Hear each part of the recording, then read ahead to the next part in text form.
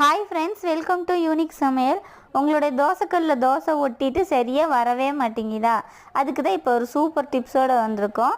நம்ம தோசைக்கல் சோப் போட்டு கழுகுனாலோ இல்லை சப்பாத்தி எதை சுட்டாலோ தோசை வராமல் அடம் பிடிக்கும். அந்த மாதிரி நேரத்தில் வெங்காயத்தோட மேலே இப்படி கட் பண்ணிக்கோங்க. இல்லை வெங்காயத்தோட எந்த பீஸாக இருந்தாலும் பரவாயில்ல. இப்போ தோசைக்கல் கொஞ்சம் சூடாக வச்சுட்டு அதில் ஒரு ஸ்பூன் விளக்கெண்ணெய் ஊற்றிக்கோங்க. அதுக்கப்புறமா இந்த வெங்காயத்தை இந்த மாதிரி நல்லா தேய்ச்சிக்கோங்க. ஒரு கத்தியில் குத்தி யூஸ் பண்ணால் கையில் சூடு படாமல் இருக்கும். வெங்காயம் செம்மையாக ஒர்க் ஆகும். அப்படி இல்லைன்னா உங்கள்கிட்ட உருளைக்கிழங்கு இருந்தால் உருளைக்கிழங்கையும் சேம் மெத்தடு விளக்கெண்ணெய் தொட்டு தேய்ச்சிக்கோங்க. அதுக்கப்புறமா நீங்கள் தோசை ஊற்றி பாருங்களேன், அழகாக சூப்பராக ஒட்டாமல் வரும்.